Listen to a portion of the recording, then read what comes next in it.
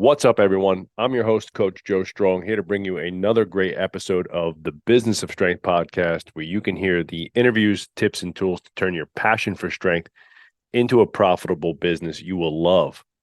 Don't forget, this coming September, our annual gym business retreat, September 28th and 29th in beautiful, sunny Scottsdale, Arizona at the Canopy Hotel. It's going to be amazing. What a beautiful hotel with an amazing rooftop pool and bar area. It's going to be great. 2 jam-packed days of learning, building, guest speakers, luncheons, dinners, and so much more. For more info, we'll have the link up for you. Go to businessofstrength.com. And that's going to be great. We're going to have some great guest speakers there for you. We had some really awesome sponsors. Elite FTS is sponsoring the event, sponsoring the social. Power Athlete's going to be there. Simmons Media is going to be there, and some amazing guest speakers. We have a good friend of ours, Tony Smith from the Garage Gym in Windsor, Canada. Tony, his Tango One solutions are revolutionizing how teams build culture and teamwork and character within their brands. Our friend TJ Lopez from Amp Athlete out in Syosset, New York, another local friend of ours who was CC Sabathia's trainer for over a decade and works with some of the top baseball players in the tri-state area. And he is just a fantastic coach. He's going to be, talking about his journey and talking about his processes and how he's evolved as a business person over the years.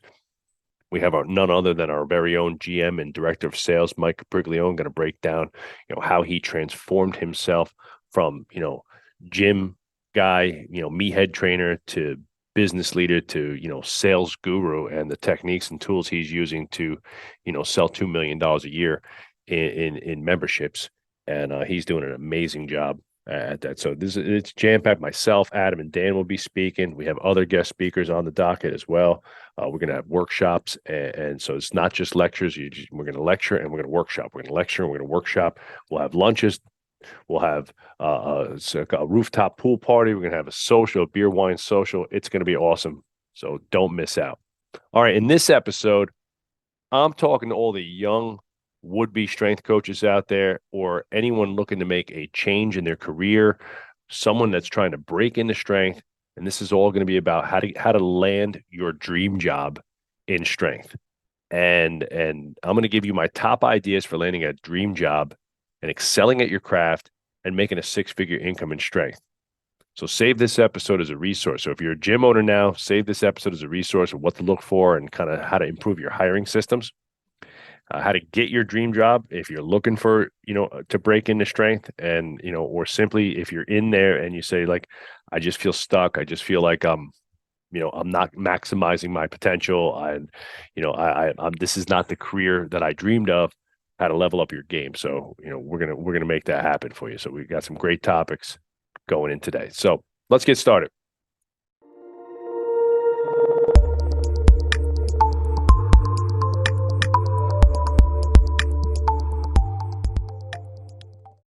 As many of you know, we have been in a hiring frenzy because we are about to expand tremendously in the next 1 to 3 years.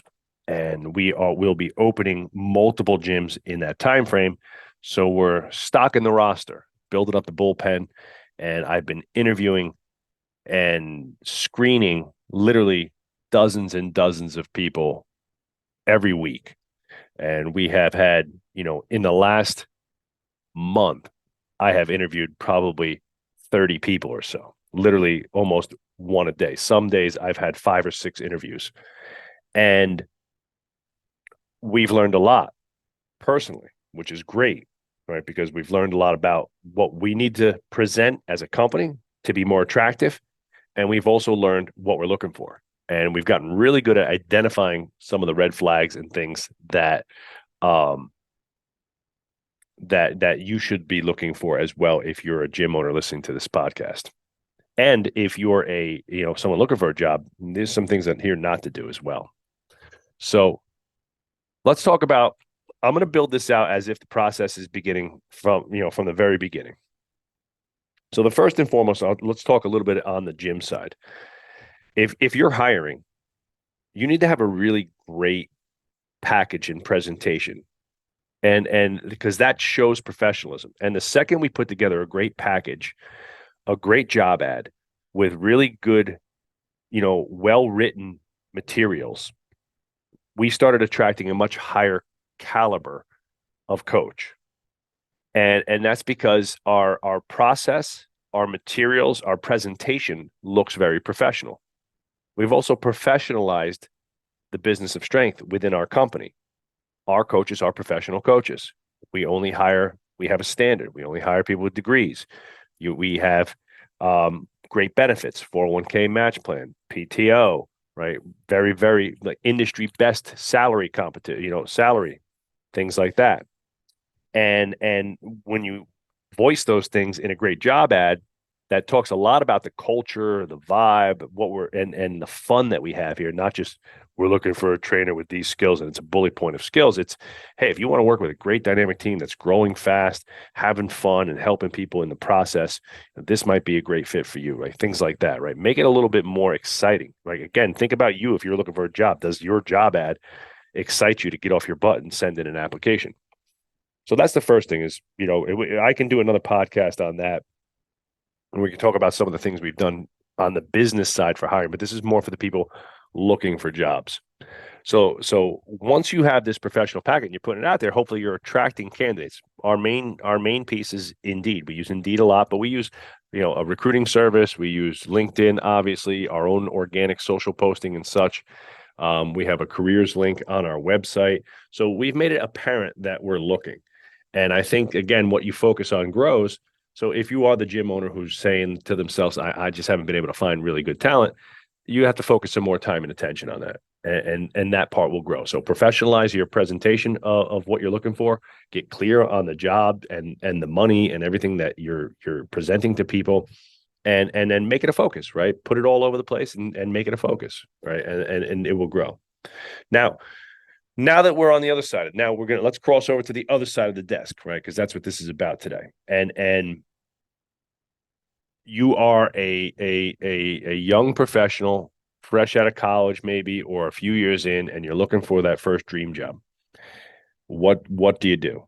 Generally speaking, you're going to send in a resume, right? And that's going to be the very first thing that you do is send a resume. And so there's a few things that I've noticed that have gone horribly wrong in many cases. The first initial email. I think a lot of trainers think that because the gym setting is very casual, that they can casually, in a sense, like slide into your DM. And when I say that, like slide into your DM, sometimes I will actually get a DM. Hey, you guys hiring? And that's it. Or I will get an email sent to me. Hey, here's my resume. Or, hey, I noticed that you were hiring, blah, blah, blah, right? And my mom would say, well, hay is for horses. And the reason I say this is because that's the first impression that you send it out. So if you're going to contact a gym because you saw that they were hiring, you want to be as professional as possible from the very get. You want to be over professional. And I want to send a very professional email that is well written, and it appears like I've actually taken 10, 15 minutes of my time and looked at your website, looked at some of your info, maybe stalked your social media a little bit, and I have an understanding about the business, what you do, and where I can inject some of my talent and ability to. You want to make that email, you want to make your interviews about the company, not about you, okay? And you never start with, hey, or what's up, all right? That is a giant no-no. It's, if you're sending it directly to somebody like mine, usually it says like send to Joe at Varsity House Gym and say, Dear Mr. Riggio or Dear Coach Joe, I'm inquiring about the job. I really love blah, blah, blah, what you do at Varsity House and all the things, have some understanding. Attached is my resume. I have extensive experience in blah, blah, blah, blah, blah. I think I could be a great asset to your training team. I have work ethic, this, that, and give yourself like a nice little blurb. Make that email basically a shortened versions of your cover letter. Okay.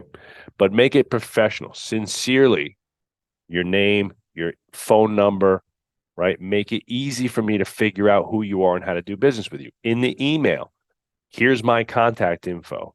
Please feel free to call me, right? That type of stuff. Make it easy to do business with you. Cover letter. Next. You should always send a cover letter and a resume. A one-page cover letter and a one, maybe two-page resume if you have more experience. The cover letter should clearly outline your career goals, how you can help the company you're applying for, and what unique skills you're bringing to the table. And always be thankful. Thank you for your time and consideration while reading this information. Your resume. There's lots of different formats out there, but for God's sakes, format it and make it look nice and clean. It doesn't have to be a work of art, but it needs to be concise. It needs to have your skills, your education, your recent work history on there. I've asked people for their resume. I said, hey, there's nothing about education on here. And it's like, oh, I forgot to put it. It's like, what? What do you mean? Like, that's just right off the pile. Wouldn't even look at it, right? Why would you? I mean, if that's how you're going to apply for a job, and that's where what we like to say our GSF, that give a shit factor lies, then obviously I don't want you here. All right. So the first initial contact has to be as professional as humanly possible. The cover letter should be concise and be a basic outline of your skills, what you bring, your career goals, what you bring to the table, and the unique skills that you have that you think will help that business. A nice, clean, clear, concise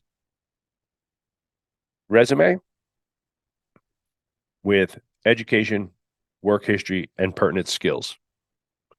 Clearly outlined with clear times and dates on everything so that the timeline of your work looks legitimate.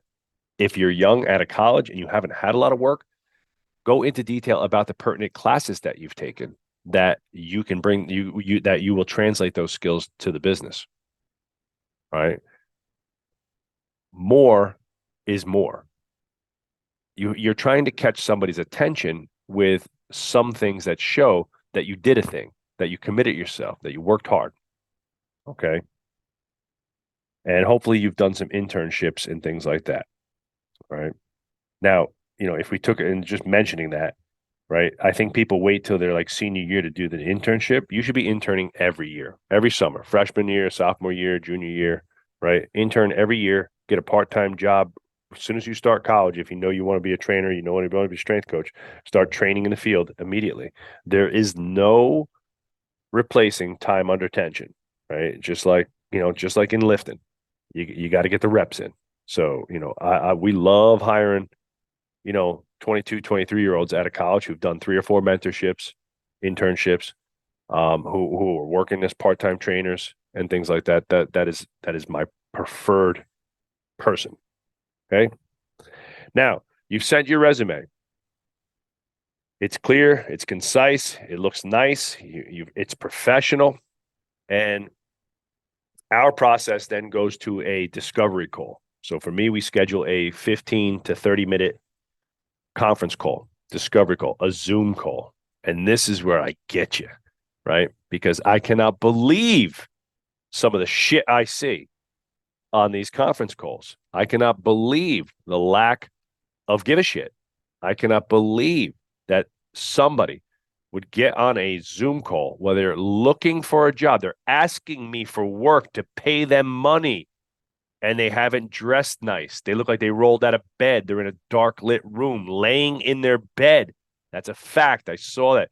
Lounging in their bed while taking a Zoom call asking for a job. Are you freaking kidding me?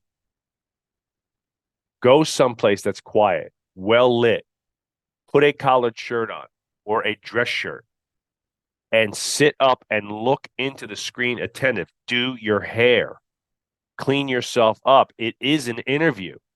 It's just not a full blown hour to an hour and a half in front of people, but it is the interview. It's the first date. Okay. If the resume is sending somebody you think you like a love letter, the Zoom call is the first date. Would you show up to the first date with somebody you want to woo with, like, a dirty ass t-shirt smelling like BO? Because that's what a lot of you look like to me, that you just don't care. Clean it up. Speak professional. Make sure you've done your homework. You know the business. You know what products they offer. You know their service offerings, right? You understand the culture. You've read their entire website, top to bottom. That's the bare minimum requirement for getting on the Zoom call, is that I've read the entire website of that company. I've checked out their social media. I know who their owners are. I know what products they offer. I know where they're located, right? And I have a basic understanding of their business culture and process. And I can speak to that, right? If you're on the realm of sports performance and you're speaking to me about a job at the training studios, we're not speaking the same language, because I'm not looking for a sports performance coach down there. Okay. So you have to pay attention to what's going on. All right. You have to, if you're, calling for a job at your favorite Pilates studio and you're talking about, force production, they're not probably listening to you. Okay. So pay attention to what's happening. This is our first day. I'm screening you to see if you have the core characteristics that I'm looking for, not the skills. I don't care about skills. I'll teach you the skills. Right? You have to have core characteristics and character. Okay. So once we've gotten the Zoom call, again, assuming you're professional, you're asking pertinent questions. You're asking questions about the business. You should be asking questions about growth and ascension. That shows me that you want to grow and ascend. You should be asking questions about education and skill development. You should be asking questions about, how these are some of the skills that I have. Where do you think they would fit best into your business? That's a great question. Okay. And not just waiting for me to tell you what I think. You're interviewing me as much as I'm interviewing you, but I want to see what you know. I want to see who you've read. I want to see who you're following. I want to see where your knowledge base is around. I want to see that you have immersed yourself in the world of strength and you're not just some fly by night wannabe influencer, right? That thinks they can, throw up a couple Instagram posts and get famous, right? That you're an in the trenches person who wants to be on the gym floor, helping people, keeping them accountable, motivating and inspiring people. All right. And if you do those things and you play the social media card right, you can have a great career and you can get some notoriety and influence. But it starts with doing some actual work. Now, let's assume that you make it past the interview, the pre-interview. We call you in for a full interview. That's here in person in front of our team. It's usually me, Dan, Big Mike, and Adam that will interview a person. It has to be three of them. Our rule is that you have to have three. We have to have three advisory team members to do the interview. And because that creates a majority, meaning that if we do three and three people like them, there's a majority. If we did three and only two people like them, we'd have to do another interview, right, to get the majority vote. Again, here's some tips. Show up in a suit. At the very bare minimum, you're wearing a really nice tucked in polo and khakis or slacks. Bare minimum. All right. No t-shirts, no shorts. You're not here to train. You're here to interview. You haven't even gotten a job yet. When you come train on your first day, by all means, shorts, leggings, your company t-shirt, right? A hat, company hat if you want. Okay. But for an interview, remember that a good training job is going to pay you starting, let's call it 40 to 50K. And the goal for anybody who's hungry is to ascend the ladder and become management, facility leader, whatever. And those are six-figure jobs. If I was going to go on a job interview at a bank or an insurance company or a medical company, right? Let's call it like a biotech company. And the job is for, an entry level position. Let's call it a 50K job, entry level. You bet your ass I'm showing up in a suit and tie, dressed to the nines, ready to impress. Yet I have trainers walk in here that look like they just rolled out of out of bed. I had a kid come in here years ago for an internship wearing a Got Donuts shirt. You got to be kidding me. You got to be kidding me. Is the standard in our industry so low and ignorant that you do not have it within yourself to at least put a polo on and a pair of khakis and show up looking clean, neat, and professional? Let's call that golf club pro. If I'm applying for a job, I'm basically unhireable at this point. But if I was applying for a job at another gym, at a big gym, let's say Takeover is the GM of like an Exos or something like that, $200,000 job, I'm showing up in a damn suit. What's wrong with you people? Show up in a suit. Over impress. Show me that you care. Show me that you give a shit, that I really want this job. I really want this job. And I'm going in there guns blazing. And I don't care if it's a training job for making $45,000 a year. I'm going to wear my best suit. I'm going to do my hair. I'm going to look good, feel good. And at the end of the day, I'm going to pull every lever that I can to show them that I have the intangible character of a great employee. When you're interviewing, stay calm and clean. Don't talk about yourself. Stay calm and cool, I mean. Don't talk about yourself too much. Answer the questions that are being asked of you. And always remember that your actions are being judged heavily. Your words are being judged heavily. Okay. How you interact with everybody while you're being there, how you speak and the clarity in which you speak, your ability to communicate, whether or not we see you getting flustered or frustrated with the questioning, things like that. Those are all signs. Stay calm and cool. Remember, at this point, you should have absolutely done your homework. I know a lot about this business. I know a lot about these people. I know what they're looking for. All right. I've prepared questions for them. I come with a notepad. I come with my resumes. I come with my cover letters to give to everybody. You should have resume, cover letter, notepad, questions. Okay. Ready to go. 10 questions that you have about the business. What's your growth plan for the future? How fast do you plan on expanding into other areas, other gyms? Can you give me examples of coaches who have started off at my level and who have progressed up the ladder to management positions or other facilities? Is there opportunity for continuing education and skill development? Things like that, right? That shows me that this person's hungry. They want to learn, they want to grow, and they don't want to just come in and sit on their ass and be a beat trainer and make 40 grand a year and do nothing for the next decade. That they have a fever pitch for personal development, which will in turn lead to their financial development, right? And their career development. Okay. So we've interviewed the process. Always thank them. Here's a tip for everybody. Anytime you've done an interview, whether it's the pre-screen interview or a full interview, you should immediately follow up with a thank you email. Thanks so much for your time today. I really appreciate it, getting to know you and your business. I'm hopeful that we'll be able to continue our relationship and move on to the next stage of the hiring process. It could be super simple. Just say, it was great getting to know your business. Thank you so much for your time. I'm looking forward to hearing you with your decision moving forward. That's it. It could be super simple, but again, it shows me that you care.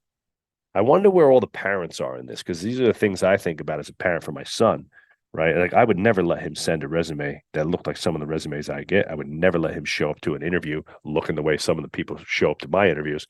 And I would never let him go to an interview without making sure he followed up with that interviewee and say, hey, did you follow up with them, man? Make sure you send that email, right? It shows you really care. Okay. Basic decorum, business 101, right? But not for trainers. right? For trainers, hairdressers with muscles. Okay. Now we have gotten past the interview. Now for us, we do a shadow day, right? And I'm just going through our process. Your process might be different, but I'm just giving you clues here.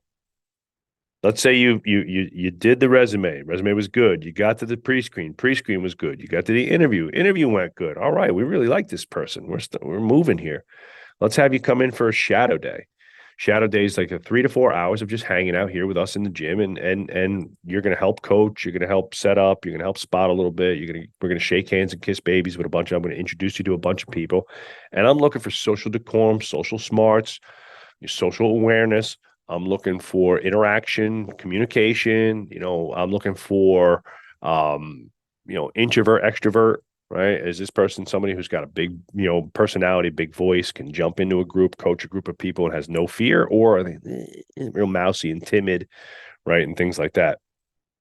That's important, right? Because I got to know, what level of coach I got to get here. Like if you need tons of X's and O's and you need tons of social work, I probably don't want you because that's just too much work. Nothing worse than low skill set, low personality set. That's going to be really tough to overcome. Okay, now you get to the shadow day. Again, I come in super pro. Okay, I might not have company gear yet because I don't work here. All right, so but I'm going to come in super pro. I'm looking like I come in looking like a physical therapist. I'm wearing slacks. I'm wearing a collared shirt. My hair is done. I'm not wearing a cap. I don't roll in with a coffee. Okay. I have a notepad with me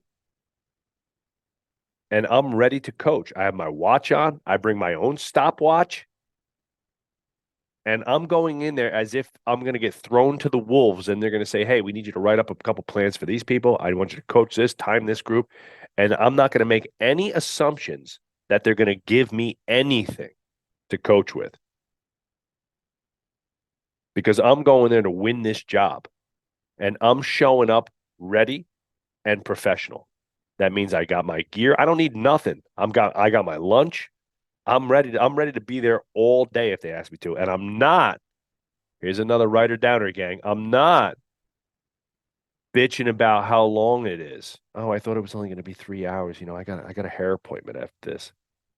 Do you want the job or no? What's more important, the hair appointment or the job? All right. And part of what we like to do is, bring them in, tell them it's 3 or 4 and keep them for 5 or 6 and see if they're squirming about the time. They got, oh, it's Friday. I got stuff to do. I want to go out with my friends. All right. Or are they, hey, I'm here for this job and that's the only thing I care about today. All right. Because we've had lots of people that are whining and complaining about, "Oh, well, I thought it was, Joe said it was going to be 3 hours. And, now you're telling me it's going to be 5 or 6. It's like, I see where you're at. You're one of those clock checkers, aren't you? All right. Thank you. Thank you very much. See you later. All right. Call me next time. I'll keep your resume on the top of the pile. Not. All right. I hate that. I hate time checkers. All right. There is no time. There's a reason why there's no clocks in this gym. All right. It's the land where time stands, the twilight zone. Time stands still here. All right. Remember, it's their hour, not yours. All right. So, shadow day, be attentive, be courteous, smile a ton, high fiving, and hugging, right? Don't hug too many people. That'd be weird on your first day. All right. And ask questions. Where can I help? What can I do to help right now? Where do you need me to jump in? What would you like me to do? What can I set up? How can I make your job easier, coach, right now? Those are the questions that I want to hear. Okay. So now we've gotten through that shadow day. That's our process. After that, we'll make an offer. If we liked them during the shadow, we thought they had good skills, we had good communication, good social awareness, and smarts, we'll make them an offer. We send them the offer. Now, an offer is an offer. It's not necessarily written in stone. There obviously can be some negotiation over time, money, things like that. But again, I'm looking for clues. When we send out the initial offer, is there tremendous pushback on time, commitment, and hours? All right. We're very clear with, the schedule, the time, the commitment, and the pay, and how to get to the next level of pay, time, schedule, commitment, all those things. So if you need time to think, again, sending an immediate response email is critical. We send the offer, you send me a response as soon as possible. Dear Mr. Riggio, I got your offer letter. Thank you so much for taking the time to put that together. I'm going to review it carefully, come back to you with any questions I might have by the end of the day, or by, the end of business tomorrow, right? Not zero response for 2 or 3 days. Unfucking believable. Unbelievable. I can't even, I have chills right now. I literally have chills because it makes me so angry because our industry is shit sometimes. And it's like, how can that be the case? How can you got all the way through that process? I send you the offer and then you don't respond for 2 or 3 days. Guess what? The offer is gone. Gone. Okay? Don't tell me you lost it in your email. Don't tell me you were away. Don't tell me anything. If you wanted the job, you were checking your email every day, every couple times a day, every few hours for that offer. And again, if I've done my job properly, I followed up after the interview with a thank you so much for your time. Please let me know as soon as you've made a decision and the offer letter is sent, as I will respond promptly. Okay. Follow up is key. That is the key to GSF. Do they care enough to care and follow up? All right. So now we've made it through. Sounds terrible, right? And it's hard. And this is why our hiring process has weeded out a lot of people, because they're not committed and they don't want it really bad, right? And they're not, real pros. A couple red flags I just wanted to point out, right, in the interviewing process. Number one is just, obviously showing up on time, looking professional, speaking clear, not swearing. I can swear in an interview. You cannot. You don't have a job yet. If I drop an F-bomb or say shit or something like that, all right, it might be slightly inappropriate for me as the interviewer, but is incredibly inappropriate for you as the interviewee. Okay. Don't swear. You're not hired yet. Pro only. That's number one. Number two, okay, do not talk about your personal brand. Again, if you want to build a personal brand, go build a personal brand. Don't look for a job for somebody else.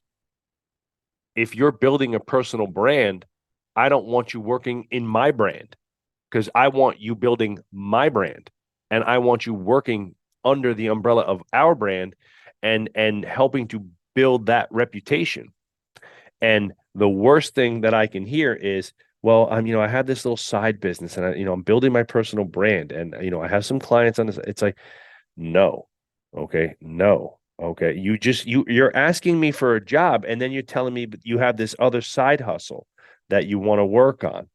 No. If you want to build your personal brand, build your credibility as a coach first. Get a real job, cut your teeth, train some people, get some real results, help some people, right? And then you can start to use that as part of the building process for your own brand. But if you work for somebody else, it is a very fine, careful, thin, fragile line to cross.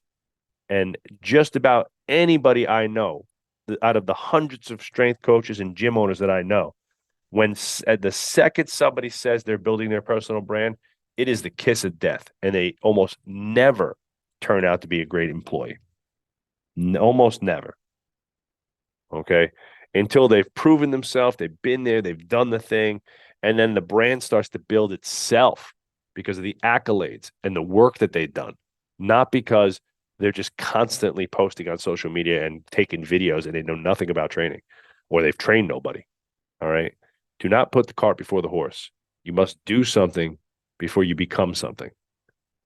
All right. That's two, right? Personal brand. Three, constantly asking about the schedule and time off. Again, the industry has evolved, or at least inside the four walls of our varsity house company, because we understand that the old, 6 a.m. to 8, 9 p.m. shift work that was the industry when I came into it is miserable and not conducive to a decent life. And part of the reason why, somebody with a degree worth their ass wouldn't want to be a trainer, right? You should go, everybody who's thinking about being a trainer right now, what you should do is just go into finance and make real money. Okay. But if this is your passion, right, treat it like professional, and you will get treated like a pro in return. Okay. And but if you're constantly asking about time, look, here's the reality. In the brick and mortar gym space, the gym is almost all gyms are open from 5:36 a.m. till 8:30 p.m. That, and plus weekends. Some gyms Saturday and Sunday. We're not open on Sundays. We were for 15 years. Okay, more 20 years. So there you go. It is what it is, right? You can't tell them, well, I only want to work, from 10 to 3. Okay, well, then you're just a part-time employee, and I don't need that, right? You're gonna have to work some shit hours. You're gonna have to open the gym at 6. You might have to close the gym. It's gonna be a little while, a year, 6 months, or whatever, before I can get you into a schedule. There's other people ahead of you, right? That are probably looking to rotate out a Saturday, that are probably looking to rotate a couple of their closing shifts or opening shifts.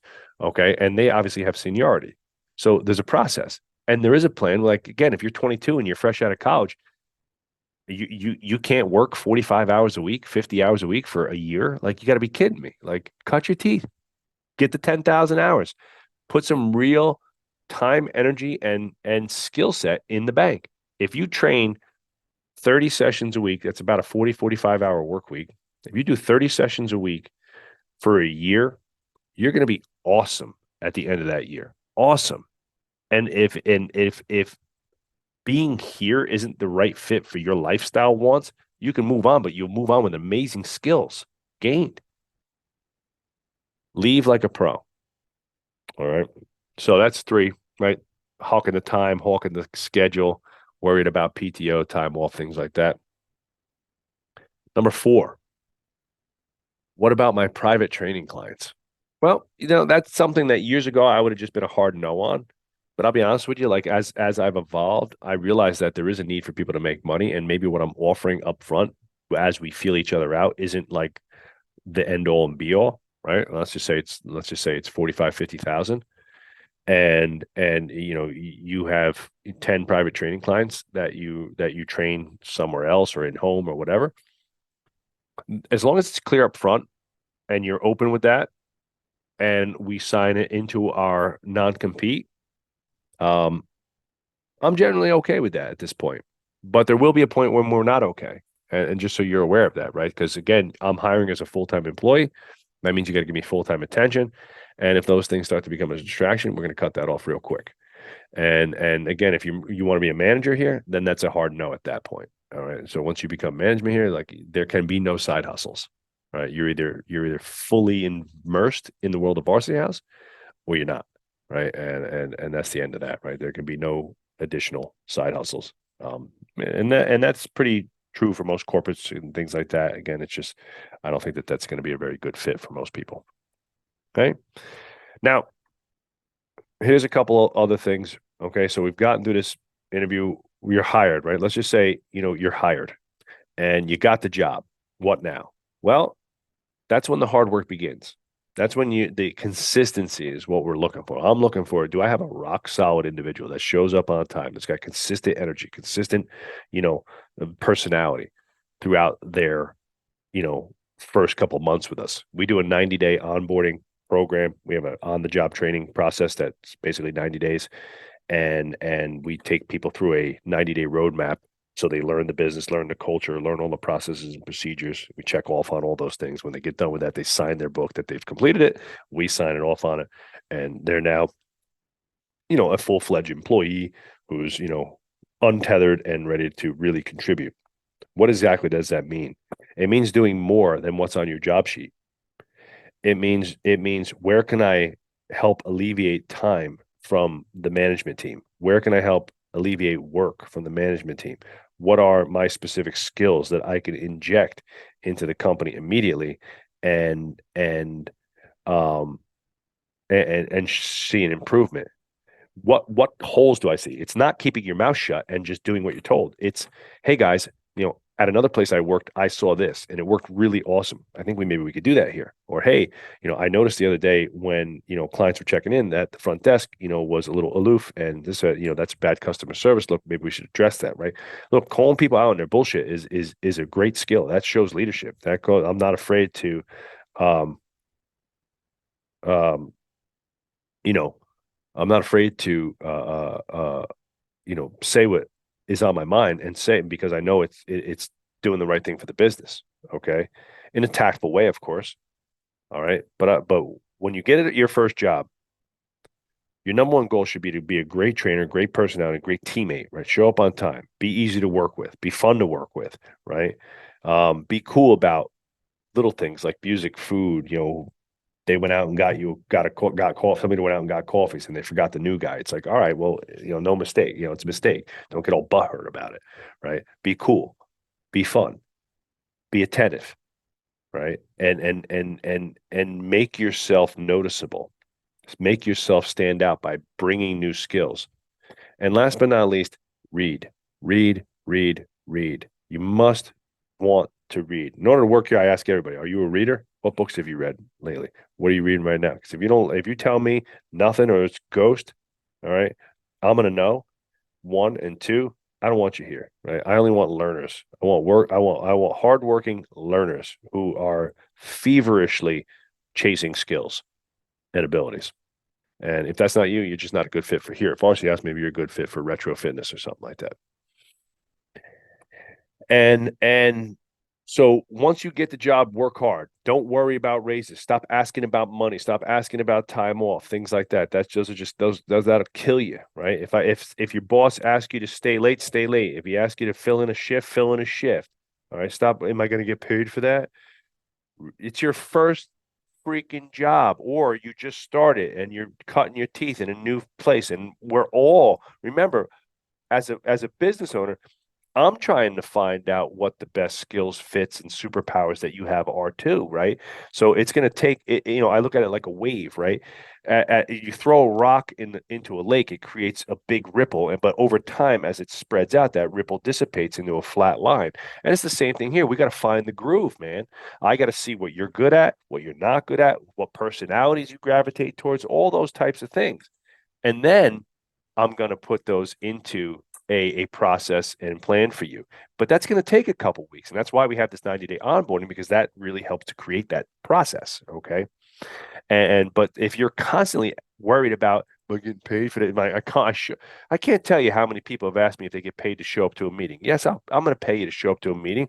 But when you say it like you're aggravated that you have to show up to a meeting, and you're more worried about the 15, 20, $25 that you're going to get for that meeting than you are about coming to a meeting and leveling up the team and learning about what we're doing and how we're going to do it better. That's the problem. That's the problem. Okay. Skills scale careers. And a skill is GSF. Your give a shit factor is a skill. Am I showing the team, my teammates, the other coaches, trainers, and employees, and my bosses, the owners, that I have high GSF, that I really want this and I'm ready to do whatever it takes? You must acquire another skills. As a trainer, you must learn to sell. You must learn to sell in the private sector. I don't care if you don't like selling. I don't care if you're embarrassed to sell. I don't care if you never thought you want nothing to do with a salesman. You're a complete technician. You must learn to sell. You must learn basic marketing, right? And how to create words that attract people to you as a brand personally and or to the brand of the business. You have to learn basic business structure. You must have some financial and basic business acuity. There's so many good books out there. I'll put a link to some great books that I would recommend to all young strength coaches or anybody in the industry in the show notes here. Okay. You must learn about business. Okay. You must learn, okay, to see and seize opportunities. When you see holes in a business, call them out, fix them. When you see bullshit from other people, call them out, fix it. Be the leader, take charge. Remember, your career matters to you. And when somebody else is screwing up constantly, it might indirectly affect you. And if it's affecting you and everybody else, it's affecting the bottom line. And if it's affecting the bottom line, there's less money to pay. That's it. Every business has a salary cap. You must realize that. Okay, so your career will scale as your career will scale as your skills scale. All right, if your skills don't scale, your career stagnates. And in the private sector, the training skills and the X's and O's skills are only a portion of the skills required to be a great private sector coach. You want to be a great coach at the collegiate level, that bucket of X's and O's skills is going to be a lot larger. All right. In the private sector, you got to sell, you got to market, you got to inspire, you got to motivate, you got to be a great communicator, right? And those skills are still important on both sides of the industry, right? So I gave you some insight into hiring and what our process is and what I'm looking for and what a lot of things not to do. I'll put some books in the show notes with a couple antidotes of ideas, for leveling up yourself. But overall, the idea should be if you treat this like a professional business and you show up like a pro every day, you will be rewarded like a pro. And at one point, when you decide to leave, whether it's Varsity House or wherever else you're working, leave like a pro as well. Don't take clients. Don't even call a client. Leave and don't even call another client after that. Walk out the door. Thank you very much for your time and energy. Goodbye. Right? They're not your clients.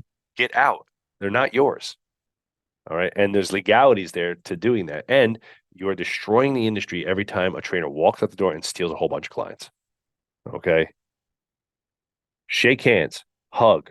Thank you so much for this opportunity. I'm looking forward to the next chapter, but I will always hold your business in the highest regard.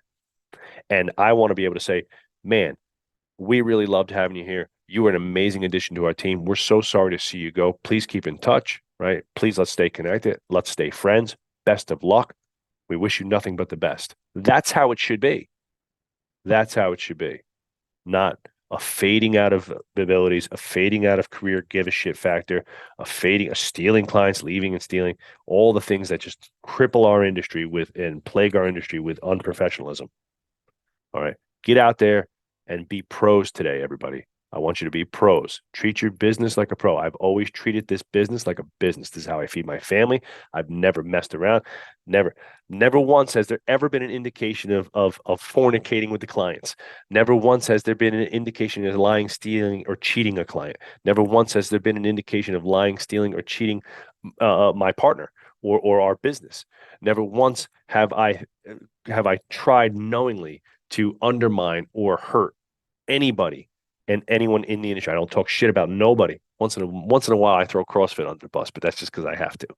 Okay, but they're great. But again, I think the underlying theme is that we need to become more professionalized as an industry, and it starts with you. It starts with you holding yourself accountable and remembering that you are the CEO of your own brand, and that you should be looking in the mirror every day and say, "Hey, is this the best pro that I can be? And am I putting my best foot forward to be considered a true professional and one percenter in this industry?" And if you're listening to this and you're saying that's me, send your resume. Send your resume to careers@varsityhousegym.com. I'd love to chat. That's the Business of Strength, everybody. Have a great one.